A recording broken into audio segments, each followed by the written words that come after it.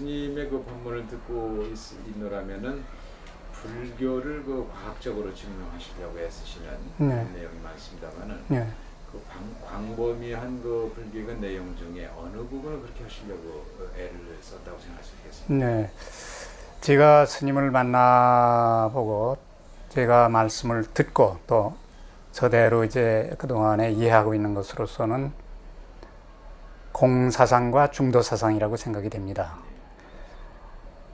서양의 과학자들 중에도 공사상과 이 중도사상과 관련해서 이 카프라 같은 사람은 저서에서도 그런 걸 밝히고 있습니다만은 그와는 관계없이 스님께서 단독으로 생각하신 것 중에 특히 공사상은 물론 우리가 흔히 반야심경에서 얘기하는 색즉시 공공즉시 색할 때에 공사상은 곧 중도사상과 비유, 비무의 공사상과 연결이 된다는 말씀을 하셨어요. 지금 아인슈타인이나 코펜하겐 학파나 현대 물리학의 대두들이 보고 있는 점이 특히 힘의 장론, 그러니까 물질과 에너지는 같은 것이다. 따라서 우주의 공간하고 물질이 별개의 것이 아니고 우주 공간은 에너지가 희박한 상태고 그리고 물질은 에너지가 응축된 것이다. 그렇기 때문에 에너지와 장과에는 양적 차이밖에 없다. 즉 질적 차이는 없다.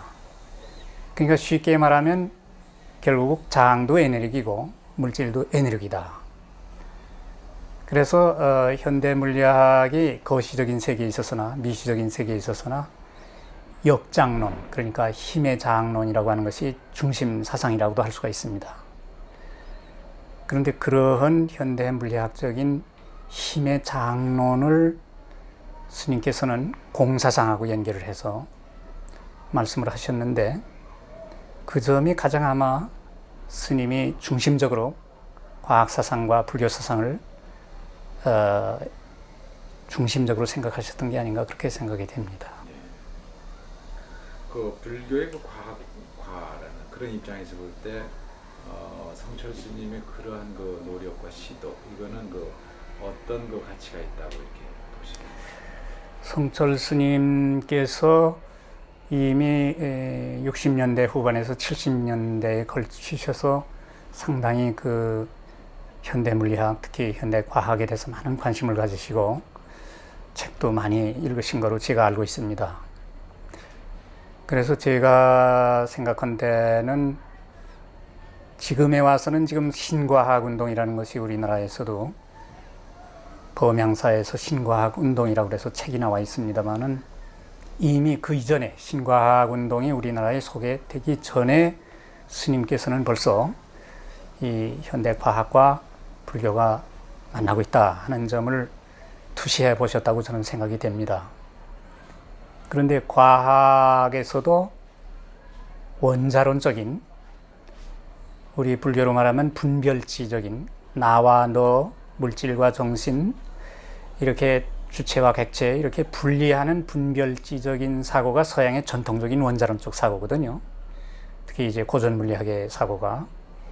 근데 이제 현대 물리학의 사고는 조금 아까 말씀드린 것처럼 오히려 물질과 에너지를 구분하지 않는 것처럼 통일적으로 보려는, 그래서 통일장의 이론이라는 것도 아인슈타인이 시도를 했었습니다만은, 그래서 전체론적인 사유 방법을 도입한다고 하는 것이 현대 과학의 특징 중에 하나입니다.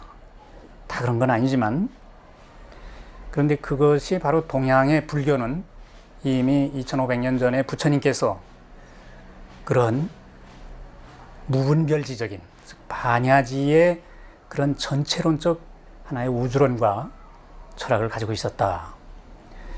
이제 그런 면에서 과학은 과학대로 불교가 벌써 옛날부터 그러한 전체론적인 사유 방법을 가지고 있었구나. 그래서 과학자들 중에는, 일부 과학자들 중에는 불교 공부를 하는 이들이 꽤 많습니다.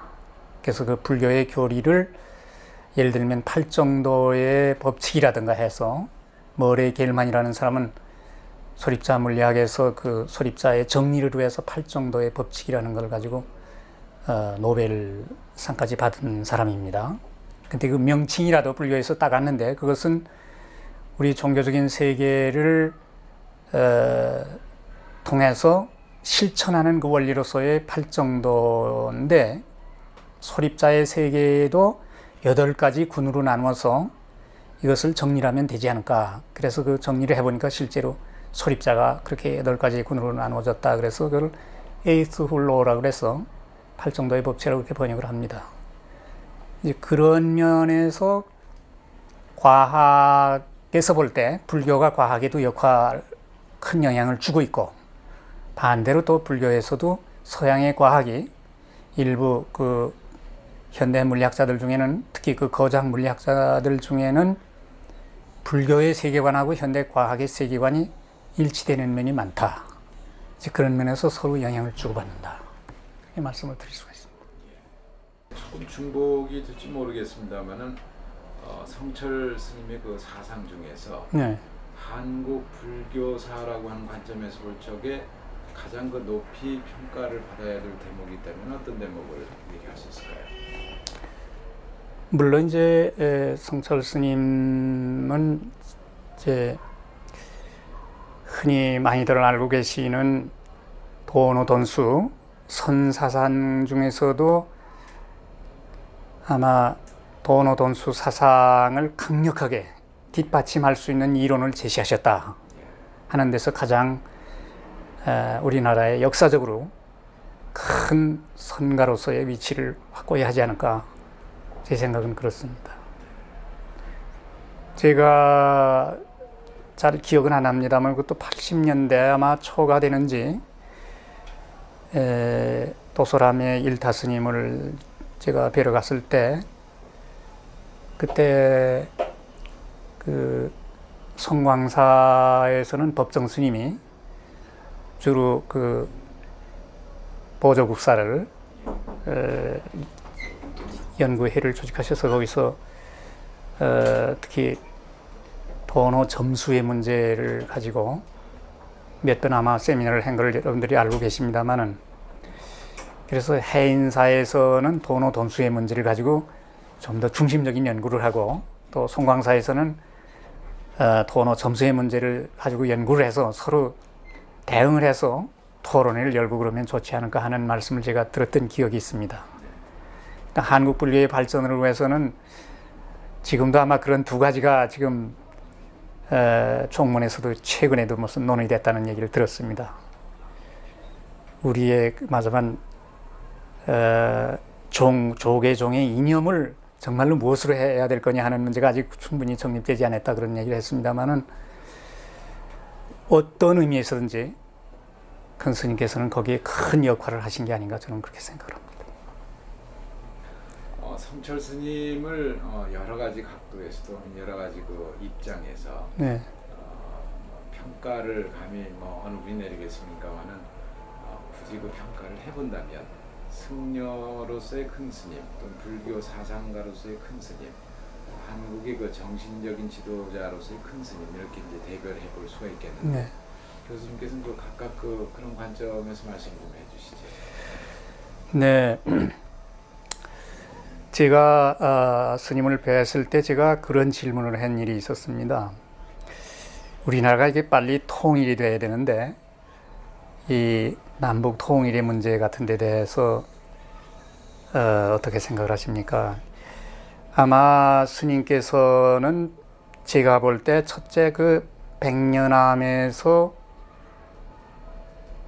일반 사회로 한 발짝도 나오시지 않으셨다 하는 데서 아마 선가로서 그리고 종교 지도자로서는 최고의 경지에 계신 분이 아닐까 저 개인으로는 그렇게 생각을 합니다.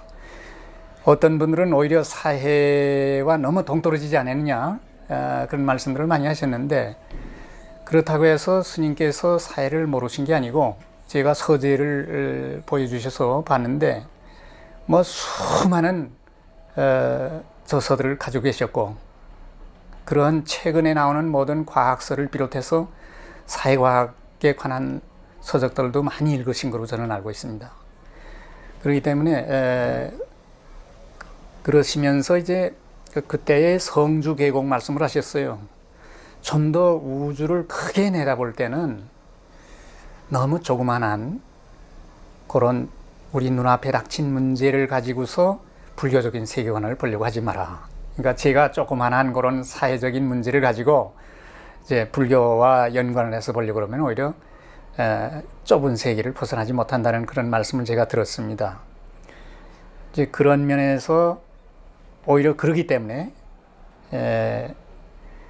운둔을 단지 하신 게 아니라 정말 수도자로서의 긍지를 최고 경지에까지 갖다 놓으시고 그것을 지키신 게 아닌가 하는 그런 면에서는 종교 지도자로서나 또는 정신적 지도자로서나 다양면성을 갖추고 계신 게 아닌가 그런 생각을 가지고 있습니다.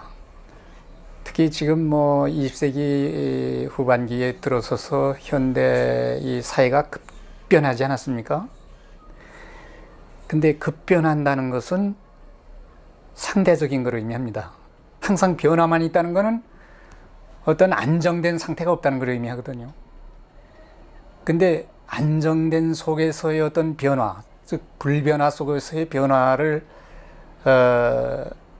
생각해 보면은 스님은 불변의 위치에서 정말로 재행무상의 변화하는 세계를 내다보시지 않았나 그런 생각을 해봅니다. 성철 스님은 이제 가셨습니다. 그리고 한국 불교는 나름대로 여러 가지 또 난제를 또 가지고 있고 성철 스님이 가고 안 계신 한국 불교의 과제는 뭐라고 생각하십니까? 제가 생각하기로는 성철 스님이 수도자로서의 모범을 보이셨고 또 사상적으로는 도노돈수라고 하는 두 거대한 선의 물줄기에서 하나의 선 종지를 갖다가 제시하셨다고 저는 생각을 하고 있습니다. 따라서 이제 그와 관련해서 우리 이제 스님들을 비롯해서 불교 학자들이 적극적으로 그것을 좀 더 연구를 계속해 가지고 상당한 기간 동안은 이제 분석할 필요가 있다고 생각이 됩니다. 그리고 아인슈타인이라는 사람이 이런 얘기를 했습니다. 20세기에 가장 과학에 일치하는 종교는 불교다. 그런데 종교 없는 과학은 절름발이요. 과학 없는 종교는 맹인과 같다. 그래서 흔히 이제 그 20세기 과학자들 중에는 과학과 종교가 사실은 같은 세계를 지향하고 있다는 그런 얘기들을 합니다.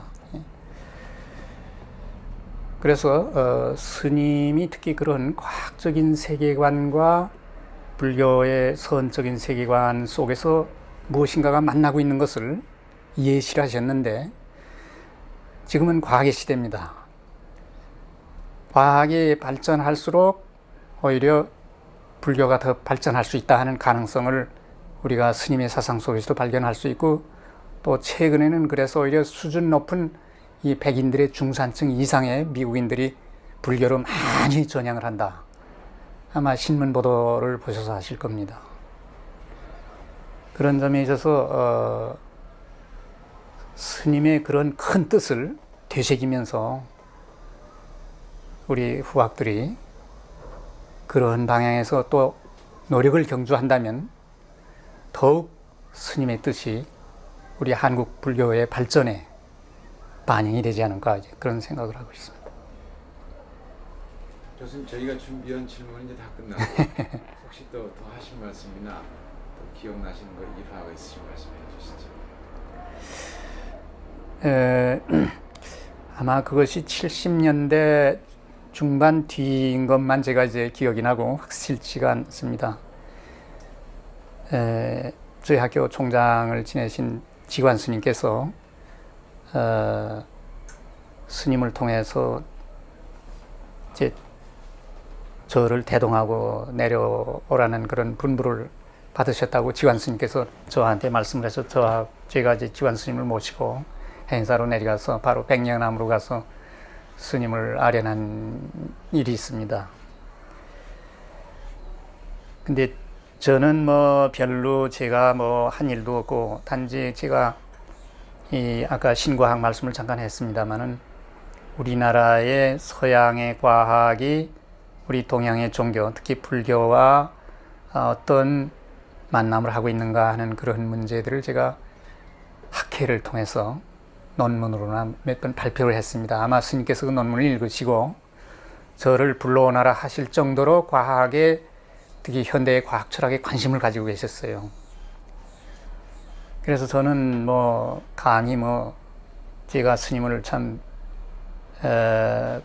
그렇게 불러서 갈 만한 인재도 못 되지만 스님께서 그렇게 당시의 그 상대성 이론이라든가 양자역학이라든가 현대 물리학이 안고 있는 아까 말씀드린 그런 전체론적인 사유 방법이 불교의 교리를 갖다 해석하는데 상당히 도움을 줄 수 있겠다, 그런 생각을 가지고 계셨던 것 같아요. 그래서 그런 점도 저희가 더군다나 대선사이신 큰 스님께서 오히려 더 과학적인 사상을 가지고 계셨다 하는 것도 특기할 만한 일이 아닐까, 그런 생각을 합니다. 그때 이 부름 받고 가신 건 뭐라고 말씀을 하시던가요? 그때도 이 중도 사상을 주로 말씀하셨어요. 오비구를 최초로 만나서 부처님께서 제 일성이 비유비무다 라는 그 중도 사상을 말씀을 하셨습니다.